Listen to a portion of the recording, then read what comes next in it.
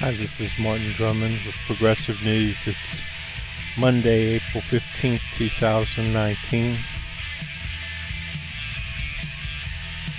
For such a transparently and politically motivated attack on Ilhan, we are getting to a level where this is an incitement of violence against progressive women of color.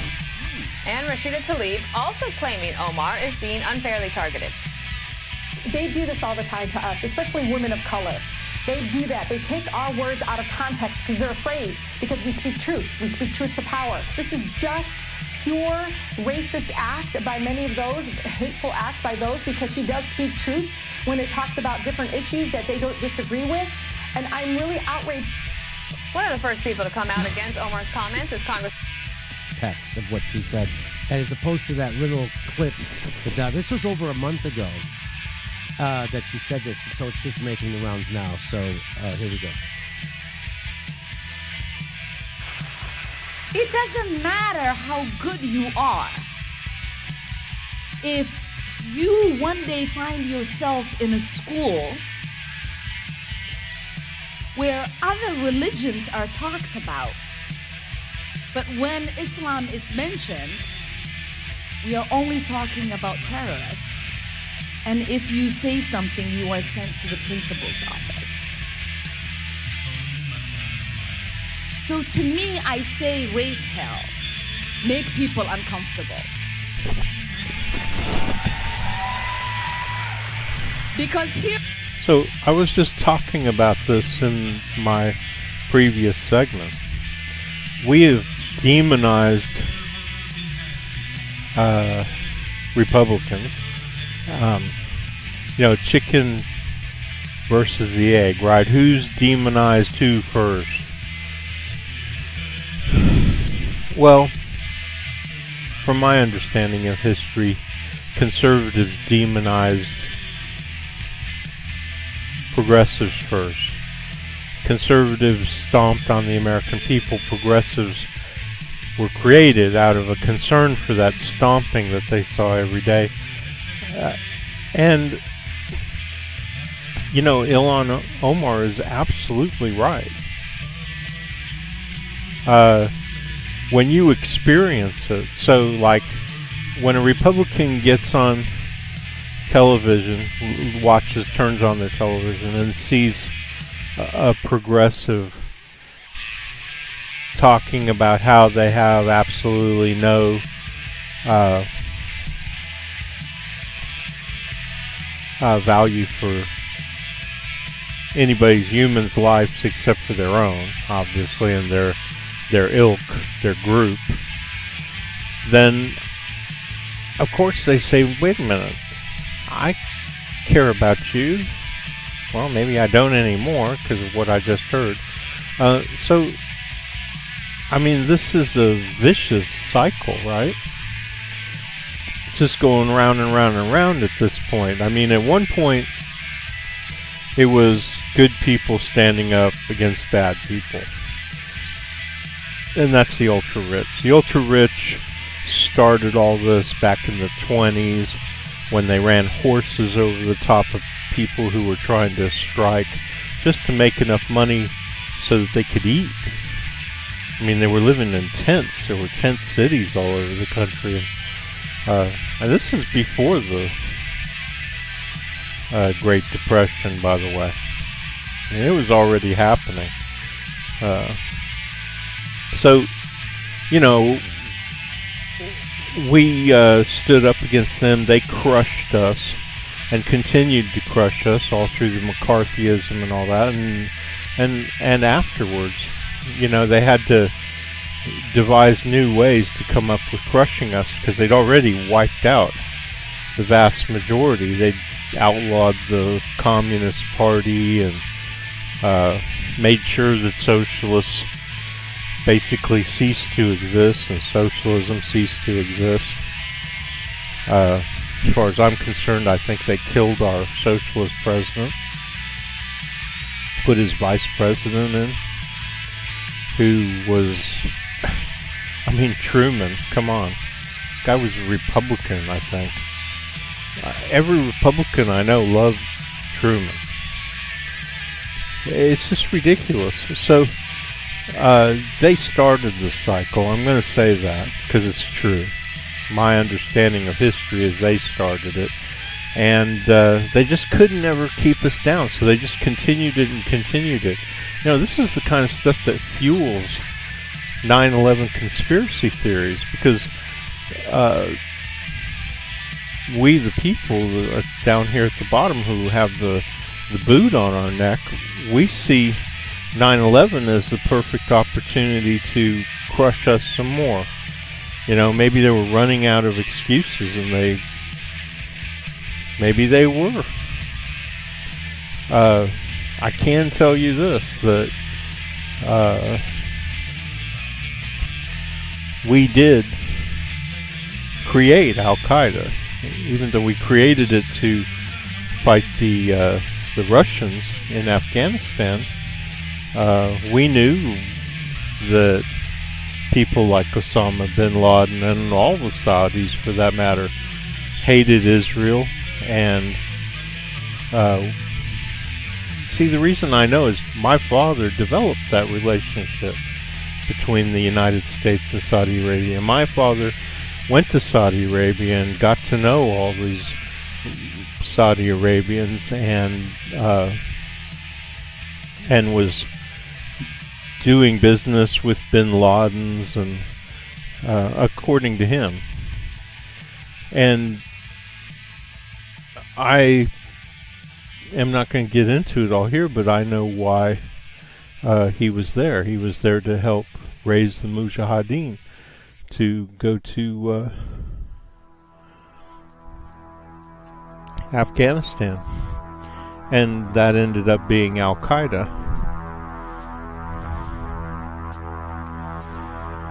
So, you know, I understand the history of all this stuff. What I'm saying is that by demonizing each other, we've created a situation. I mean, look what happened last week. We declared the Iranian military a terrorist organization. Why? Why? When has the Iranian military ever attacked an American or done or funded terrorism or anything like that? You want to say Hezbollah, as an extension of them, attacked the United States? So you're going to say that American troops at Beirut Airport sniping Muslims in the suburbs of Beirut, sniping them. I have reliable, I lived in Beirut, and I have reliable reports that American troops were ordered. If we had WikiLeaks back then, we'd have the cables and stuff. Were ordered to snipe anybody they saw in Hazmia Hadath, those areas right below my apartment building, with an AK-47. So you're saying that because some of them got upset, packed a van full of plastic explosives, and they would have gotten them somewhere. Maybe they got them from Iran, I don't know. Syria, maybe they got them from Syria. Who knows? Maybe they got them from Russia. Does it really matter? The United States was shooting them down in the streets, just killing them. For the fun of it, really, is what it comes down to. So they packed a van full of explosives. They blew up the Marines. Score for one for the other guy, right? And then, to top it off, Reagan, chicken shit that he is, just ditches the... You know, I mean, there's a right way and a wrong way to do everything, and we did it the wrong way. We shouldn't have been sniping their men. We shouldn't have ran after we lost 230 Marines.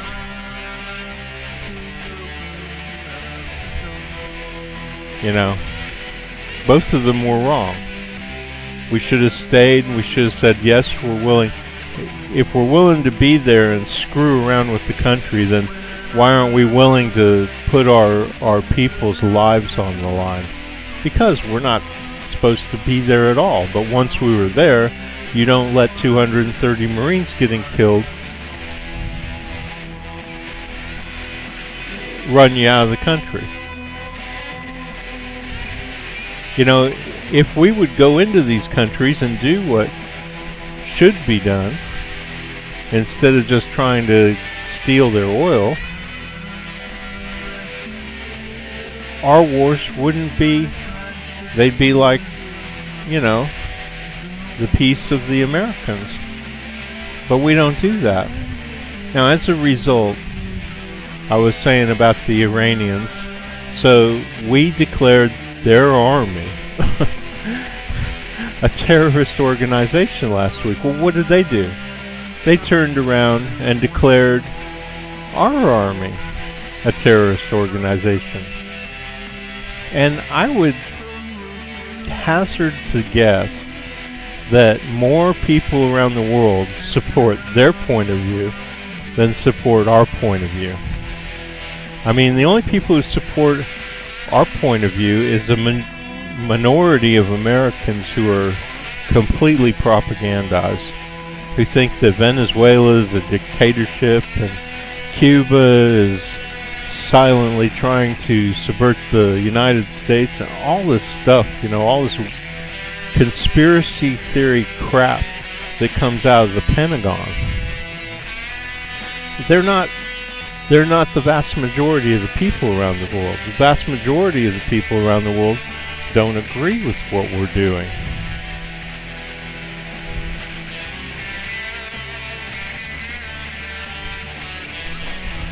A vast majority of people around the world, even here in the United States, me, and people like me, believe that it's our ultra-wealthy, the Bushes and the Cheneys and the Rumsfelds, who are the terrorists, and that they do it just for money, and we believe that they should have been prosecuted by Obamas. B-O-M-B, bomb, U.S. That's what I call them, Obamas. I'm sorry. I'm sorry some of you feel that way, but I feel the way I feel, and I'm not sorry for the way I feel. I'm sorry that you don't understand why I feel the way I feel. That's what I'm sorry about. Because I represent the vast majority of Americans. The vast majority of Americans are not fooled by your bombardment of lamestream media. They agree with me, they agree with Ilhan Omar. I mean, we all know how it feels for people to, first of all, treat us unfairly, and then when we demand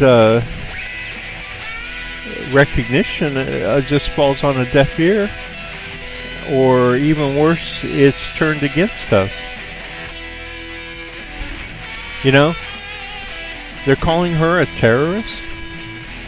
Who is the terrorist? I mean, an eye for an eye.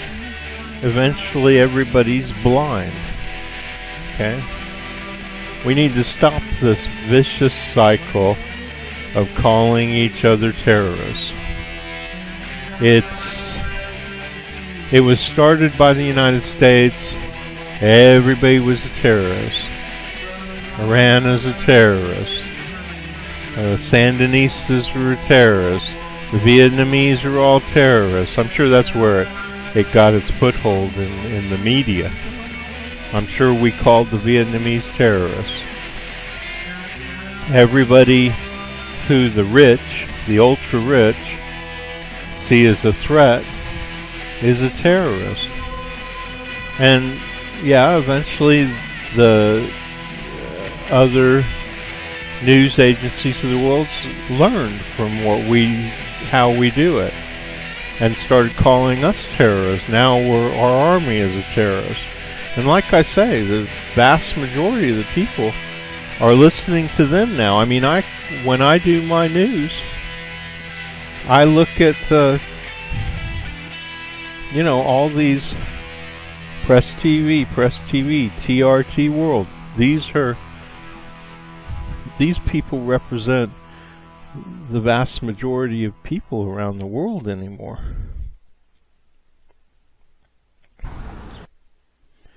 So, if you want to get out of this cycle, we started it, we should stop it. We should stop calling them terrorists. We should stop calling Americans like me, who feel like we made a mistake. I wasn't even alive back when Israel came into existence. I love my Jewish friends, but guys, look at the world. Is your realization of your religion, of its mythology, is it really worth what it's doing, how it's tearing apart the world? Not just the Middle East. Is it really worth it? I mean, nobody's dragging you guys out in the street and putting Juden on you and putting stars on your arms, threatening to do anything to you. As a matter of fact, you thrive in America. You do very well. I know. I know who you are. I know how well you're doing. I'm glad you're doing well, but why isn't that enough? Why do you have to... And you say you would blow up the whole world rather than let go of Palestine. It's crazy, guys. It's crazy. I get it, but don't you think we could work out a way to where Jews could live in Palestine? I mean, we could have. It may be a lot more difficult now, but Palestinians, they have, despite what you've turned them into, they have a weak spot, and that is goodness, to accept other people. They accepted, Christian Palestinians have thrived in Palestine for, millennia. We're going to have to back our way out of this, people. We're not going to be able to go forward. It's not going to work. And even if it does work, the price is going to be so high. It's going to so break so many people that we're going to have blowback from it forever. And sooner or later, even if it's in 1,000 years, Palestinians are going to go back to Israel one way or another, even if it's under pressure from the world for Israelis to accept them back peaceably, to be second-class citizens at first, and eventually. Look at every country in the world. No matter how you oppress people, sooner or later they blend in. That's just a fact of life. I don't know why we always have to do things the hard way. Well, this is Martin Drummond with Progressive News. I hope you enjoyed my broadcast.